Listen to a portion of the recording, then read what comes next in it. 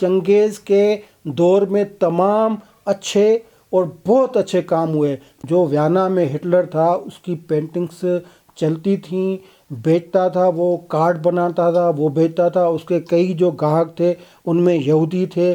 Churchill تو خود 1930 تک وہ غیر مقبول تھے.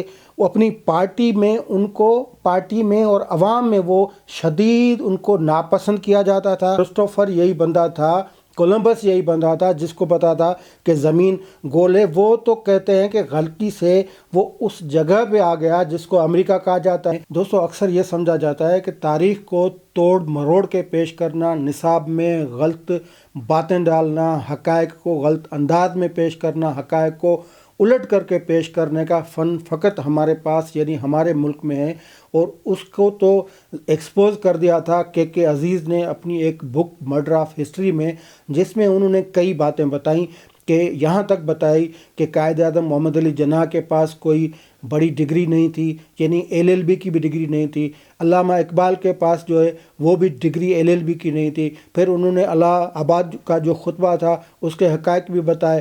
انہوں نے جو لاہور قرارداد تھی اس کی تاریخ بھی بتائی. لیاقت علی خان کے حوالے سے انہوں نے تمام حقائق جو پیش کر دیے. یعنی نصاب میں جتنے بھی جھوٹ پڑھائے جاتے ہیں اور 5ویں کلاس سے لے کر یونیورسٹی کی حد تک پاکستان میں تمام جو جھوٹ تھے ان کو انہوں نے ان کی ہنڈیا جو بیچ چوراہے میں اس کتاب کے ذریعے پھوڑ دی. لیکن یہ فقط پاکستان کا مسئلہ نہیں ہے، انڈیا کا بھی یہ مسئلہ ہے، یورپ کا بھی یہ مسئلہ ہے، امریکہ کا بھی یہ مسئلہ ہے. پوری دنیا میں جو بڑے بڑے واقعات ہیں ان واقعات کے پیچھے حقائق کیا ہیں، آج ہم ایسی ہی کتاب کا ذکر کریں گے اور حیران کر دیں گے آپ کو کہ اس کتاب میں کون کون سے حقائق ہیں جو بالکل جن میں جھوٹ کو ایکسپوز کیا. یعنی دنیا میں وہ جو مروج باتیں ہیں، وہ جو مروج حقائق ہیں، ان کو اس کتاب کے ذریعے سچ سامنے لایا گیا ہے. یہ جو تاریخ ہے وہ حکمران لکھتے ہیں اور بالکل جھوٹ لکھتے ہیں. چرچل کے حوالے سے یہ مشہور ہے کہ چرچل نے کہا میری تاریخ اس لیے سچ ہے کہ میں خود اسے لکھ رہا ہوں. تو اگر انڈیا کی ہم بات کریں، یعنی کے عزیز والی بات تو ہو گئی، مرڈر آف ہسٹری والی ہو گئی، اب انڈیا پہ آ جاتے ہیں. ہندوستان کی تاریخ کے حوالے سے بھی بڑے بڑے جھوٹ بولے جاتے ہیں. ساری دنیا یہ مانتی ہے کہ جو آرینس تھے وہ باہر سے آئے تھے ہندوستان میں، لیکن ہندوستان کی جو نصابی کتابیں ہیں ان میں یہ پڑھایا جاتا ہے کہ جو آرینس تھے وہ مقامی تھے. یعنی وہ یہ ثابت کرنا چاہ رہے ہیں کہ آرینس مقامی تھے. مقامی نہیں تھے، آرینس ہندوستانی نہیں تھے، وہ باہر سے آئے تھے. اس طرح مغلوں کے حوالے سے جو انہوں نے، چلو مغل شہنشاہی جو تھی وہ کوئی اتنے آنیسٹ یا وہ اتنے اچھے نہیں تھے، لیکن انہوں نے جو نظر انداز کیا ہے ان کے کردار کو، فقط وہ ان کو لٹیرا اور مدد توڑنے والا بنا کر پیش کیا گیا ہے. لیکن حالانکہ وہ بڑے جو ان کا انفراسٹرکچر دیکھیں، ان کا آرکیٹیکٹ جو وہ دیکھیں، وہ کتنے اس حوالے سے آگے تھے. تاج محل، لال قلعہ جیسی عمارتیں تھیں، مساجد جو اس دور میں، تو وہ سارا نظر انداز کر دیا گیا. اور تیسری بات جو قدیم ٹیکنالوجی کے حوالے سے وہ کہتے ہیں کہ پلاسٹک سرجری بھی انڈیا سے شروع ہوئی تھی، پرانے قدیم ہندوستان سے. ہوائی جہاز جو ہے وہ بھی ہم نے بنانا شروع کیا تھا.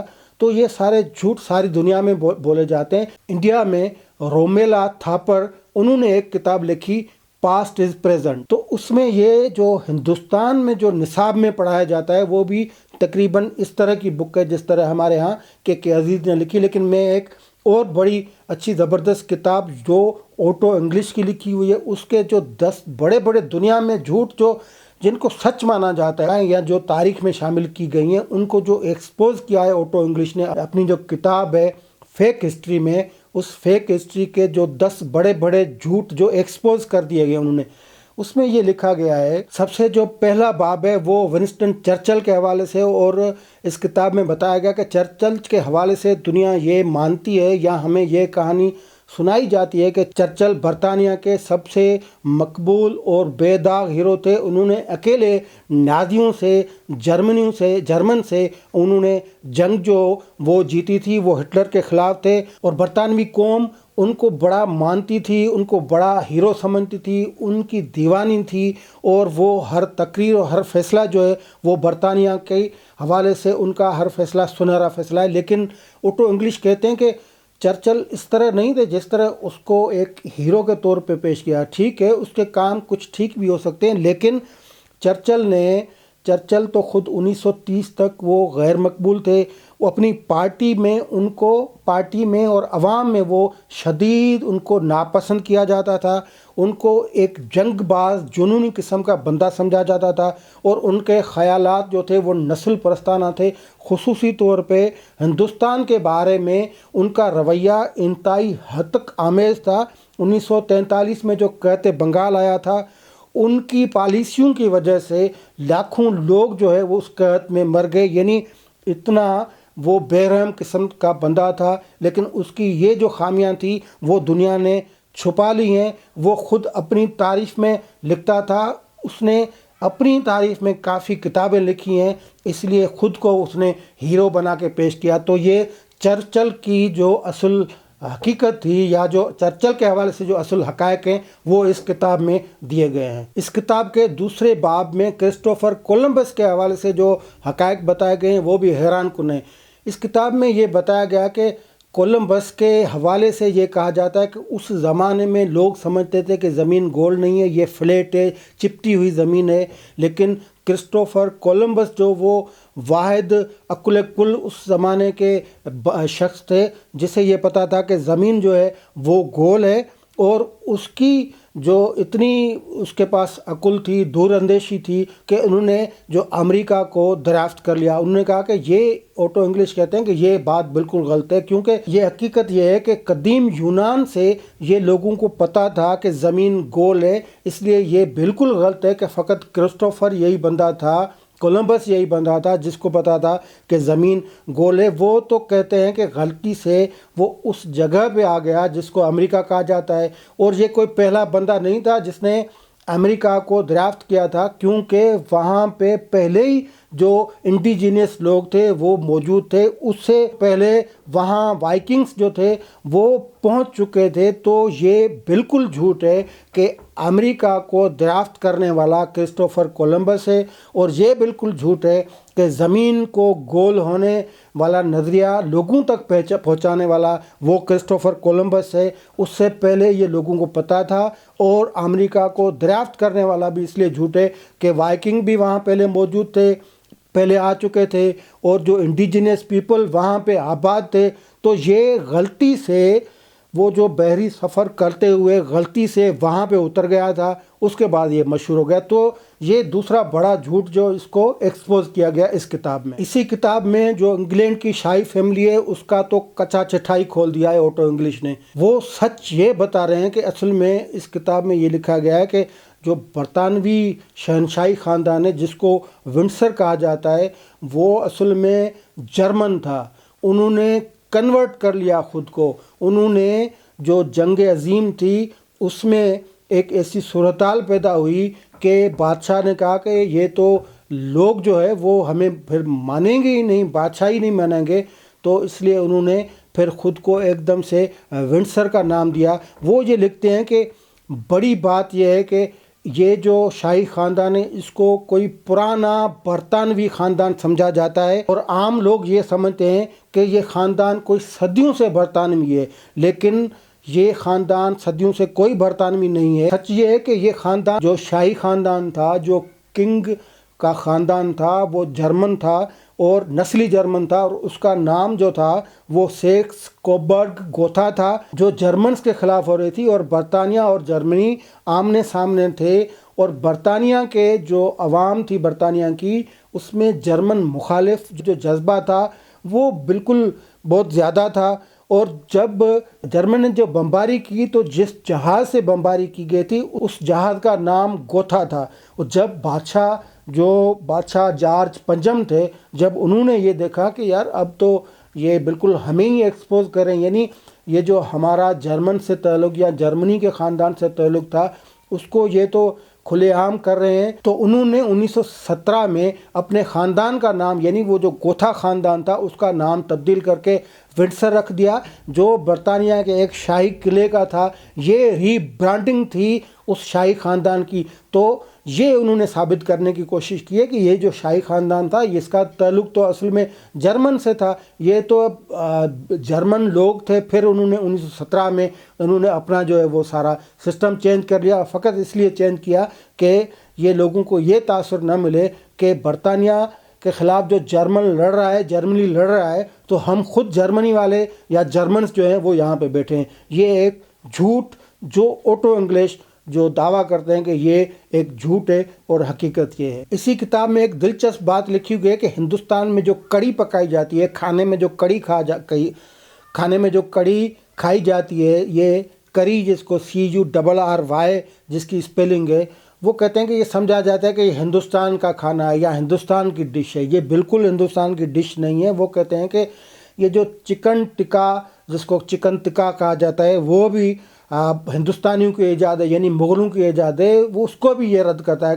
وہ کہتا ہے کہ جب انگریز یہاں پہ آئے، ایسٹ انڈیا کمپنی جب آئی تو وہ سارے مسالے جو تھے وہ ملا کے ایک ڈش بنایا کرتے تھے. پھر اس کو انہوں نے کری کا نام دے دیا، CURRY. تو یہ کڑی جو ہے، یہ سندھی میں جس کو ہم کھاٹیا یا رابڑیا کہتے ہیں، یہ ہندوستانی بالکل نہیں ہے. یہ انگریز کی پیداوار، انہوں نے نام انگریز کا دیا. اب جو جس طرح پکائے وہ اس کتاب میں یہ دعویٰ کرتے ہیں کہ کری یعنی کڑی وہ ہندوستان کا روایتی یا پرانا کھانا نہیں ہے، ڈش نہیں ہے. چکن ٹکا جو ہے وہ ہندوستان کا نہیں ہے. یہ سارا انگریزوں کی جو ہے وہ انہوں نے ایجاد کی تھی اپنے طریقے سے. اس کتاب میں امریکہ کے عظیم رہنما ابراہم لنکن کے حوالے سے یہ جو بات کی گئی ہے وہ بھی بڑی عجیب بات ہے. مجھے تو اس بات نے حیرت میں بھی ڈال دیا تھا. یہ اس کتاب میں لکھا گیا ہے کہ جو لنکن صاحب ہیں ان کو بڑا عظیم آزادی دہندہ یعنی گریٹ ایمنسیپیٹر کہا جاتا ہے، لیکن کہا یہ جاتا ہے کہ انہوں نے انسانیت کے لیے جنگ لڑی. اور یہ سمجھا جاتا ہے کہ یہ شروع سے سیاہ اور سفید فام لوگوں میں سماجی برابری کے قائل تھے، جو غلامی کے وہ بالکل خلاف تھے اور ان کو ایک فرشتے کے طور پہ پیش کیا گیا ہے. یہ لکھتے ہیں اس کتاب میں کہ یہ بالکل غلط بات ہے. نہ وہ تو غلامی کے خلاف تھے، نہ وہ جو سماجی برابری وہ چاہتے تھے. اصل میں یہ ہوا کہ ان کے اپنے خطوط موجود ہیں جس میں انہوں نے یہ کہا کہ وہ خواتین کو اور ان کو جو کالے سیاہ فام ہیں نہ ان کو ووٹ کا حق دینے کے حق میں ہیں، نہ ان کے انتخاب کے حق میں ہیں، نہ ان کو کسی بڑے عہدے پہ دیکھنا چاہتے ہیں. یہ ان کا دعویٰ ہے. وہ کہتے ہیں کہ پھر انہوں نے یہ بھی طے کر دیا تھا کہ یہ جو غلام ہیں، جو سیاہ فام ہیں، ان کو میں باہر جو ہے وہ غلام کر کے بھیج سکتا ہوں. یہ ان کی کتاب میں کافی باتیں ہیں. بلکہ یہ وہ لکھتے ہیں کہ جو سفید فام کی جو برتری تھی اس کے وہ قائل تھے. انہوں نے وہ مانا اور کئی ڈبیٹس میں جو ہے وہ انہوں نے کہا کہ کالے لوگوں کو ووٹ کا حق دینے، جوری کا ممبر بننے یا کسی بڑے عہدے پہ وہ دیکھنا نہیں چاہتے. ان کا کام فقط یہ ہے کہ وہ کسی طرح بھی یونین کو آزاد کر سکے. یعنی یہ جو تاثر ابراہم لنکن کے حوالے سے پایا جاتا ہے یہ ان کی نفی کرتے ہیں. وہ کہتے ہیں کہ یہ سیاہ فام اور سفید فام جو لوگ تھے ان کے بیچ میں کوئی برابری دیکھنا نہیں چاہتے تھے. ہٹلر کے حوالے سے اس کتاب میں جو سچ بتایا گیا ہے وہ بھی حیران کنندہ ہے، کیونکہ ہٹلر کے حوالے سے جو عام تاثر یہ کتاب میں لکھا گیا ہے کہ ہٹلر کے حوالے سے یہ عام تاثر تھا کہ وہ جو ایک ناکام مصور تھا اور جب کسی آرٹ کالج نے اسے داخلہ نہیں دیا تو وہ غصے اور تذلیل جو اس کی ہوئی تو اس نے اس کو درندہ بنا دیا. اور لوگ سمجھتے ہیں کہ پینٹنگز کی اگر قدر ہوتی تو شاید جو ہے وہ جنگ عظیم نہ ہوتی. نظریہ جو ہٹلر کے حوالے سے یہ جب بات کی جاتی ہے کہ وہ ناکام پینٹر یا مصور تھا جو دھتکارا گیا تھا اس کو، اس لیے اس میں اتنی نفرت آ گئی کہ پھر انہوں نے اس طرح کے جو ایک درندہ بن گیا. آٹو انگلش کہتے ہیں کہ یہ بالکل غلط بات ہے. جو ویانا میں ہٹلر تھا اس کی پینٹنگز چلتی تھیں، بیچتا تھا، وہ کارڈ بناتا تھا، وہ بیچتا تھا. اس کے کئی جو گاہک تھے ان میں یہودی تھے. لوگ جو ہے وہ ان کے قدردان تھے. انہوں نے سینکڑوں پینٹنگز بنائیں، بیچیں، بہت پیسہ بھی کمایا. اگر یہ اس کو کہا جائے کہ فقط ناقدری کی وجہ سے، دھتکارنے کی وجہ سے اس کے نفسیاتی عمل دخل اس میں شامل ہے جس کی وجہ سے وہ درندہ بن گیا تھا، تو یہ کہتا ہے کہ یہ بالکل غلط بات ہے، کیونکہ ایک تو وہ ناکام مصور نہیں تھا، ناکام جو پینٹر وہ نہیں تھا، وہ کامیاب تھا۔ دوسری بات یہ ہے کہ یہ چیزیں اس میں شامل ہو گئی تھی، تو یہ بہانہ نہیں بنایا جا سکتا۔ اگر اس کا جو بڑا سبب تھا اس کا درندگی کا یا درند فاشسٹ بننے کا، وہ جو جنگ عظیم، پہلی جنگ عظیم تھی، اس کی خندقیں تھیں، اگر وہ کامیاب مصور ہوتا، کامیاب پینٹنگز ہوتی، تو بھی یہ اسی طرح اس نے ہولوکاسٹ کرنا تھا، تو بھی اسی طرح وہ پہلی جنگ عظیم کے راستے آ کر یہ اتنی تباہی جو وہ دنیا کی کرتا۔ تو یہ انہوں نے سچ لکھا ہے، حقیقت اس نے کہا کہ یہ ہے کہ ہٹلر کو اس طرح کی جو آپ اس کا شک کا فائدہ دے رہے ہیں کہ فقط ناکام پینٹنگز کی وجہ سے یا اپنے نفسیاتی مسائل کی وجہ سے وہ فاشسٹ بن گیا تھا، انہوں نے کہا کہ یہ بالکل یہ جو بیانیہ ہے یا یہ اسٹیٹمنٹ ہے یا جو تاریخ میں اس طرح کی بات لکھی گئی ہے وہ بالکل جھوٹ ہے۔ اسی طرح نیپولین بوناپارٹ کے حوالے سے جو اس کتاب میں یہ لکھا گیا ہے، اس میں یہ اوٹو انگلش کہتے ہیں کہ نیپولین کے حوالے سے یہ لکھا گیا کہ وہ چھوٹے سے قد کا ایک خود سر بندہ اور اپنی خودی میں رہنے والا ایک ڈکٹیٹر تھا جس نے یورپ کو تباہ کر دیا تھا۔ تو یہ کہتے ہیں کہ نہیں، وہ اس کا قد 5 فٹ 7 انچ تھا اور وہ ٹھیک بندہ تھا، اس کو لوگ پیار بھی کرتے تھے، جو فوجی تھے وہ پیار میں انہوں نے اس طرح کا کوئی نام دیا تھا، پھر وہ نام جو بگڑتے بگڑتے چھوٹے قد کا اس پہ رہ گیا۔ لیکن نیپولین وہ فقط جنگجو نہیں تھا، انہوں نے کئی کام کیے، جو یورپ میں جاگیردارانہ سسٹم تھا اس کو انہوں نے ختم کر دیا۔ جو یورپ میں سرکاری جو ملازمتیں تھیں وہ فقط خاندانی بنیادوں پہ جو بانٹی جاتی تھیں، لوگوں کو دی جاتی تھی، انہوں نے اس سسٹم کا خاتمہ کر دیا اور میرٹ پہ جو ہے وہ انہوں نے بنایا، میرٹ کا سسٹم بنایا، اور انہوں نے جو یہودیوں کو جو گیٹوز جو بستی ہوتی ہیں یعنی آئسولیٹڈ جو کیا جاتا ہے ان کو وہاں سے یہودیوں کو نکال کے برابری کے حقوق دیے، مذہبی آزادی جو تھی ان کو انہوں نے یقینی بنایا۔ فرانس، اٹلی یا جرمنی سمیت جو آدھا یورپ ہے اس میں قانونی جو ڈھانچہ بنا ہوا ہے وہ نیپولین کے جو اصول ہیں اس پہ کھڑا کیا گیا۔ تو نیپولین کے حوالے سے جو فقط ایک خود سر جنگجو، چھوٹے قد کا ایک خطرناک قسم کا بندہ جو یہ تاثر ہے، وہ تاثر بالکل غلط ہے۔ لیکن اس کتاب میں جو اس سے بھی بڑی بات، اور یہ آخری بات میں کہوں گا، کہ چنگیز خان کے حوالے سے یہ جو اوٹو انگلش بیان کرتے ہیں وہ تو کمال ہی کر دیتے ہیں۔ چنگیز خان کے حوالے سے جو عام طور پہ بتایا جاتا ہے یا تاریخ میں جو بتایا جاتا ہے کہ وہ کھوپڑیوں کے مینار پہ چڑھ جاتے تھے، لوگوں کو قتل کر دیتے تھے، اس کے پاس جو تلوار اس کی کبھی میان میں نہیں گئی، وہ سروں سے کھیلا کرتے تھے، وہ تن سر سے جدا کر دیا کرتے تھے، مطلب اس طرح کا جو تاثر ہے، اور مینار بنایا کرتے تھے کھوپڑیوں کا۔ وہ بڑا وحشی، بد تہذیب، ایک خطرناک قسم کا بندہ تھا اور انہوں نے تباہی پھیر دی۔ تو انہوں نے کہا کہ یہ جو سارا تاثر ہے وہ چنگیز خان کے خلاف انہوں نے پیدا کیا، جو اس سے لڑ نہیں سکتے تھے، جنہوں نے شکست کھائی ان سے۔ لیکن چنگیز کے دور میں تمام اچھے اور بہت اچھے کام ہوئے۔ پھر انہوں نے کئی اس میں مثالیں دی ہیں۔ ایک تو یام، جو اس کو دنیا کا پہلا انٹرنیٹ سسٹم کہا گیا ہے، انہوں نے کہا کہ یہ چنگیز خان کا جو اس دور کا جدید ترین ڈاک نظام ہوتا تھا جسے یام کہا جاتا تھا، اور اس میں 20 یا 30 فاصلے کلومیٹر یا میل کے فاصلے پہ چوکیاں ہوتی تھی، اور وہاں جو ایک دوسرے سے جو پیغامات ہوتے تھے وہ دیے جاتے تھے، تاکہ اگر کوئی جنگ ہو یا کوئی سفر کرنا ہو یا کوئی جاسوسی احکامات دینے ہوں، اطلاعات دینی ہوں، تو اس یام جو سسٹم تھا جس کے ذریعے کوئی بھی بندہ تھا وہ سفر کر سکتا تھا۔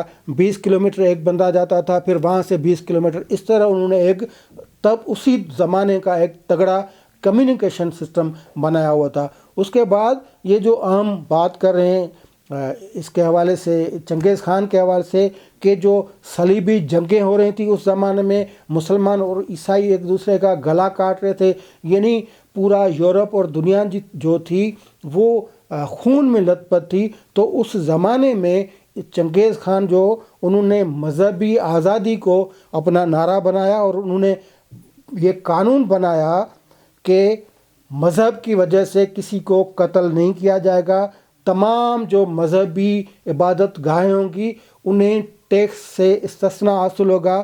وہ سمجھتا تھا کہ مذہب کسی بھی فرد کا ذاتی معاملہ ہے، ریاست کو اس میں دخل نہیں دینا چاہیے، جو کہ اس زمانے میں ایک بڑی انقلابی سوچ تھی۔ یہ ان کا کہنا ہے اوٹو انگلش کا۔ اور پھر انہوں نے کہا کہ جو فوج میں جو بھرتیاں ہوتی تھیں، جو پروموشن ہوتے تھی، ترقی ہوتی تھی، تو اس میں انہوں نے ایک میرٹ کا ایک ایسا نظام متعارف کرایا، تو جو میرٹ پہ آتا تھا ان کو انہوں نے بڑی جگہ دی، اور چرواہے جو تھے وہ جنرل بن گئے۔ پھر وہ چنگیز خان کے لیے لڑے اور انہوں نے بڑی بڑی جو فوجیں تھیں ان کو شکست دی اور چنگیز خان کو کامیاب کیا۔ اس طرح وہ کہتے ہیں کہ اس معاشرے میں چنگیز خان نے خواتین جو تھیں ان کو بڑے حقوق دیے۔ اب مردوں کی غیر موجودگی میں جو حکومتی معاملات تھے وہ خواتین سنبھالتی تھیں۔ خواتین کو ان منگولوں نے جو جائیداد رکھنے کا حق، طلاق دینے کا حق، مشورہ دینے کا حق،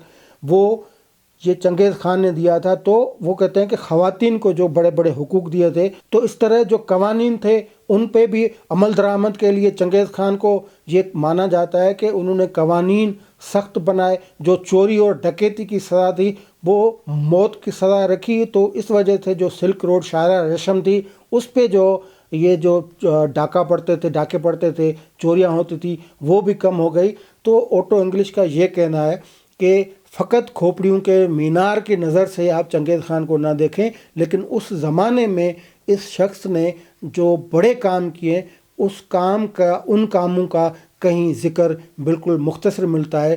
تو کہنے کا مقصد کہ تاریخ میں جب بھی جھوٹ لکھے جاتے ہیں تو فقط اس میں پاکستان نہیں لیکن باقی دنیا جو ہے ان کا بھی کام تمام ہو چکا ہے، لیکن اس سے بڑھ کر ہمیں حقیقی طور پہ یہ نصاب میں چیزیں نہیں ملے گی، لیکن یہ جو غیر نصابی کتب ہیں، بکس ہیں، لٹریچر ہے، تاریخ ہے، اس میں ایسی کئی چیزیں ملیں گی جو پڑھ کر بندہ حیران ہو جاتا ہے۔